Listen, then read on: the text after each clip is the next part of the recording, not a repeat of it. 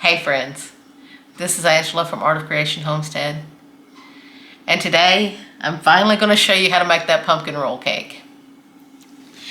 Now you've probably seen this made a lot of times. I do mine just a little bit different, which you guys know I tend to do a lot of things a little different, but this is my own take on a pumpkin roll. So let's get started. In this bowl we have 2/3 cup of pumpkin puree, not pumpkin pie filling, pumpkin puree. We have 3/4 of a cup of granulated sugar. We have 1/4 of a cup of firmly packed light brown sugar. And we have 3 large eggs. And to this, we are going to add a teaspoon of lemon juice, just 1 teaspoon. Trust me, the lemon juice makes more difference than you would realize.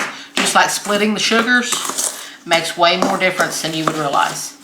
Now we're just gonna mix that together by hand. I'm not even pulling out a mixer for this part. You'll have to pull out a mixer for the filling, but I'm not even pulling out a mixer for this part. I have my oven preheated to 350 degrees. This will not bake for long at all. Now once it's all mixed together and you've got all those lumps out of your brown sugar, see, you've got a nice little mix there. Your eggs are all mixed up. You've got a nice little mix there. Now we're going to push this to the side. And here we have a piece of wax paper. And I have a fine mesh sieve. And onto this piece of wax paper, I'm going to sift. Normally I do not sift, but this time I'm going to, because the spices have a tendency to be clumpy, and the sifting process will break up those clumps.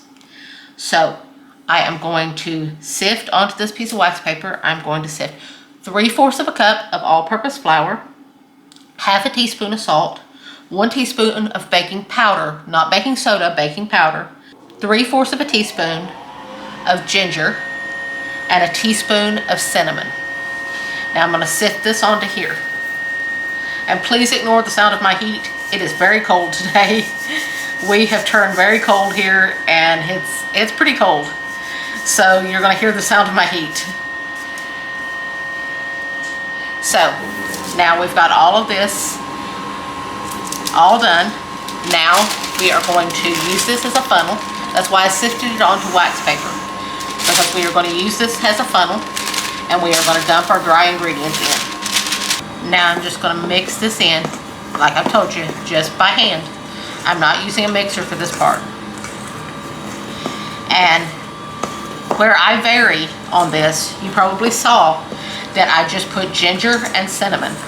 I didn't put pumpkin pie spice, I didn't put cloves, I didn't put any of the pumpkin pie flavored things in there. In my pumpkin roll, I tend to like to have the flavor of the pumpkin shining through with just a few spices instead of a lot of spices. I like just a few spices. So that's why I tend to be a little less on the spices with this. But if you like pumpkin pie spice in it, you can go ahead and do pumpkin pie spice, but I promise you, this one is amazing. This one is the pumpkin roll that people ask you, what makes yours different? I've had that question several times. What makes your pumpkin roll taste different? That's one of the things right there. There is a few little tricks, but that's one of the things right there. Now, it's all mixed together.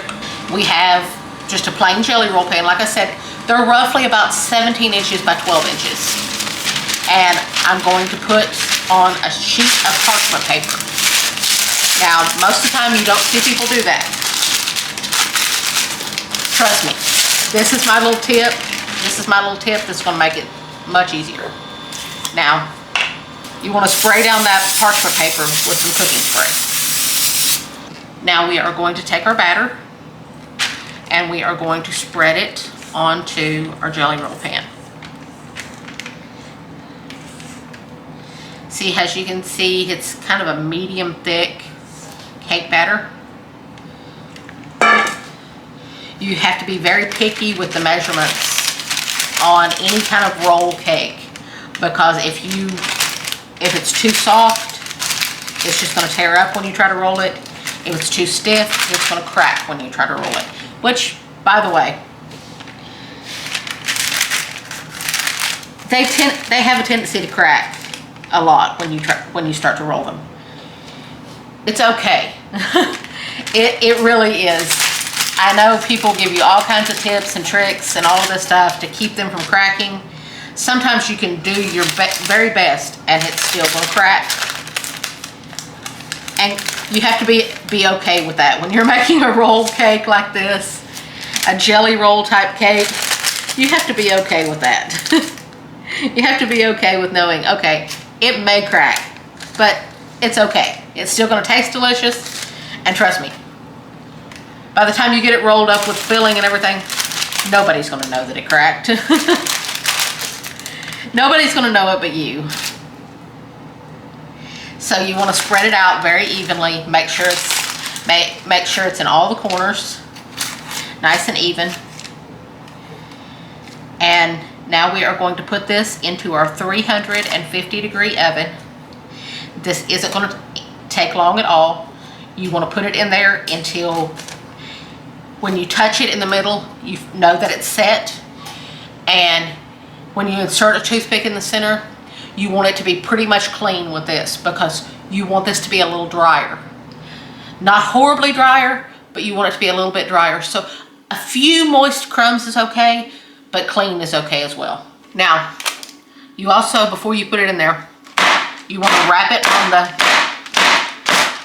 you want to hit it on your countertop just a little to get out any bubbles, because bubbles will cause cracking. So you want to get those bubbles out. Now I'm going to put it in the oven. This is now out of the oven. It baked for between 12 and 15 minutes. Oddly specific, mine baked for exactly 14 minutes, and that's what it seems to bake for every single time I make it. It seems to bake for exactly 14 minutes. And it's completely baked, but now you want to put it, this is very specific, you want to put it on a cooling rack, and you want to let it cool in the pan for 5 minutes, for just 5 minutes. And then I'll show you what we do next. Okay, it's been 5 minutes, and as you can see, the appearance has changed a lot. It's pulled away from the sides of your parchment paper, and the colors even got a little bit darker. So now I'm going to show you why we put it on parchment paper to begin with. Normally, what most recipes tell you is to put parchment paper over the top and invert it. To me, that's a recipe for disaster. I am kind of a klutz. I would probably drop it and it would be destroyed. So this is a much easier way. Because see these wings? You can just literally just grab the wings and just slide your pan out from under it. And you're already on parchment paper that way. And see, I've got it on a cooling rack. Now at this point, you want this to cool completely. You do not want to start rolling it until it is completely cool. So this is what you want to do. You want to let it completely cool here on a cooling rack. If you have a cooling rack, this is your way to go, because air will circulate around and it will cool much faster. Because this is so thin, it will only take probably about an hour at the most to cool completely, but you want it cooled completely to room temperature before you come back. And when we come back, I'll show you the very detailed steps of what's next. Now our cake is completely cooled, and this is why you want it completely cooled, because you want to be able to handle it without it breaking or cracking. If it has any warmth at all, it's going to tear up. Now you want to take a kitchen towel, just a good tea towel, or dish cloth, or whatever you call them, and you want to dust it liberally. I mean, you want it to look like it come a good snow on this with powdered sugar, because this step right here is the most crucial step of all the steps. You want to roll your cake roll into this tea towel to chill, because if you roll it into this tea towel to chill, it will chill rolled. That way it will be much easier to roll without cracking, well, without breaking. Sometimes it will still crack, but without breaking into pieces. So now, because this cake has been completely cooled, now we can just lift it. See? Now you can just lift it straight off the parchment paper. And there you go.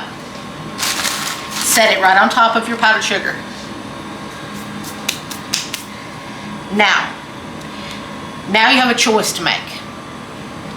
Do you want a shorter, fatter roll that has more rolls that will leave you with cake slices about like this?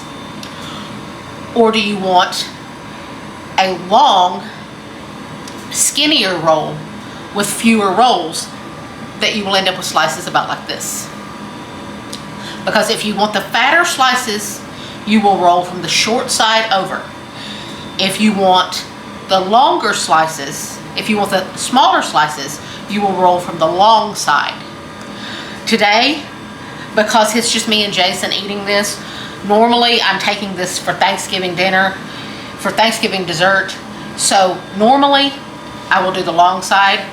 Today, because it's just me and Jason, I'm going to do the short side and get the fat pieces.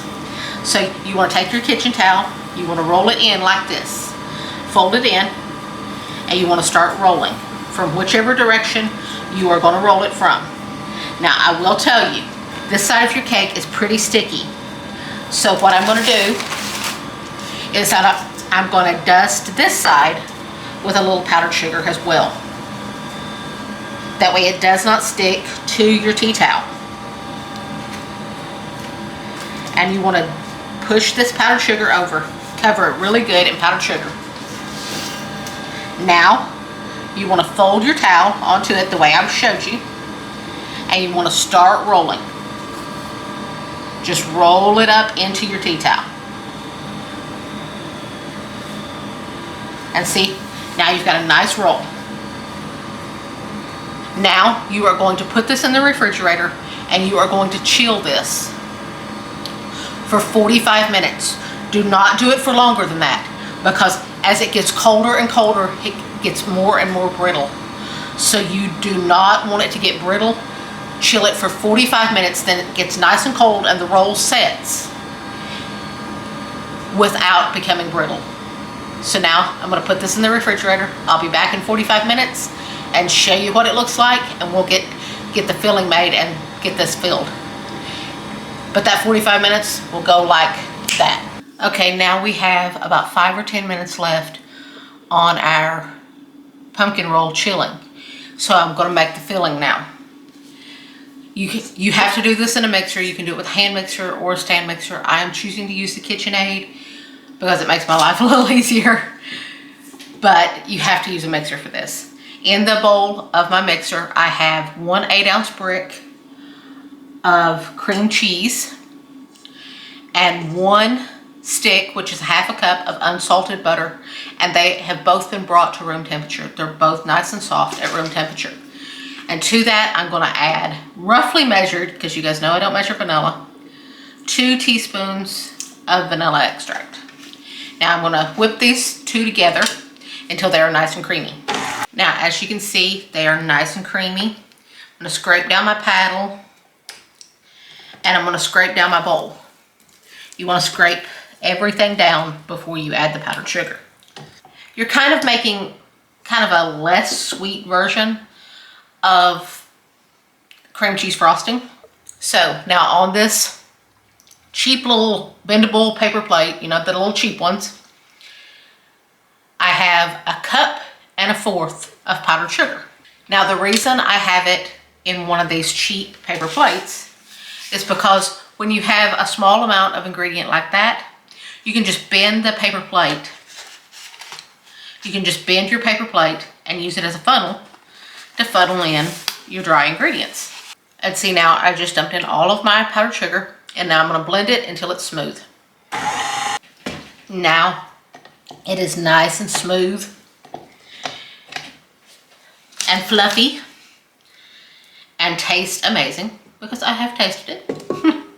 You have to make sure that it's good before you serve it to the people you love. I mean, that's the job of every cook, is to taste their food before the people they love eats it. That way they know it tastes good. At least that's my excuse. It's a good one too. Now, we are just gonna scrape down the bowl, get it all mixed in, get anything, any powdered sugar that's left around the edges of the bowl, get it all mixed in. And now we are ready to take care of our cake. Now, it's been 45 minutes and our cake roll is out of the refrigerator. Now let's unroll it and see what it looks like. Pretty, huh? Nice and pretty. See, you can see it does have a little bit of cracking.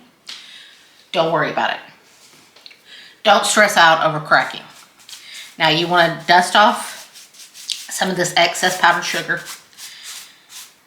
just so your filling will stick nicely to the surface of your cake. If you want to, you can use a pastry brush to help you brush away some of that powdered sugar. And see, it works really well to just brush it away. Now we are going to load on our filling. And this is luscious, so you don't leave any of this filling behind unless it's for your own treat. Because the more filling you have in this, honestly, the more delicious these pumpkin rolls are. And this filling is absolutely delicious. Now I'm going to take my spatula and I'm going to just start spreading it all over my cake. And you want to make sure you spread it out to the ends. I have found that using a knife, like a butter knife, works really well to spread this. If you have an offset spatula, that will work wonderful. I do not have one. That is on my to buy list. So I use what I have, which is a butter knife. And guess what? It works wonderful. So we're going to spread this out to the ends. You don't want to be chintzy with any of that. Yes, if Jason was here, he'd be laughing at me for saying chintzy. That's another one of them words that I use a lot, like oochin. So you want to spread this out. You don't want to be chintzy with it. You want to spread this out nicely. You want a nice even layer that covers your whole cake roll. And you want it out to the ends because you want every slice to have a good bit of filling in it. So now you want to turn your tea towel the way you are going to roll it. And remember what I told you about rolling. If you want fatter slices, roll it from the short side over. If you want smaller slices and you're feeding more people and you want to make it stretch, roll from the long side. You get smaller slices, but you get more slices. So now I'm just going to start rolling. And see, it's starting to crack just a little bit. It's just fine. See, now we have a beautiful pumpkin roll. Now, what you want to do, you want to put this on a plate, and you want the plate you're going to serve from, and you want to put it in the refrigerator to chill for a few hours, because it's going to get nice and set up. That filling's going to get nice and set up. That way you get much cleaner slices. And also it's just really good chilled as well. So we're going to put this in the refrigerator for a few hours. Then when it comes to dessert time, Jason will try this for you. And I'm making this for him because it's one of his very favorites. He loves it, and I can't wait for you guys to see just how much he loves it. Now I get the luxury of trying this beautiful pumpkin roll.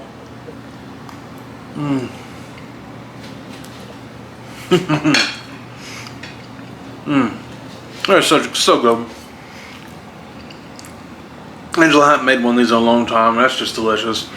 So if you always want to try pumpkin roll, I'm sure Angela showed you really well how to do it. She's such a good teacher doing it at these things. And so if you ever want to try one, now's the time to do it. Try this one out. It's delicious. You're gonna enjoy it thoroughly, and it's gonna look quite impressive if you do it for your family at like Thanksgiving.